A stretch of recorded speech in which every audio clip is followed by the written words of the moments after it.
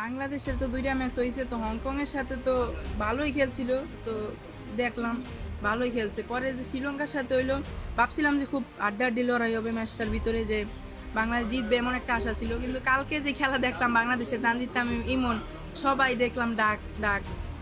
Captain Liton হিসাবে খেলছে, যা খেলার ভালোই খেলছে মোটামুটি। তো ভাবছিলাম বাংলাদেশ জিতবো, কিন্তু বাংলাদেশের বোলিং কালকে ভালো ছিল, কিন্তু ব্যাটিংয়ে কেউ ভালো করতে পারে নাই তেমন।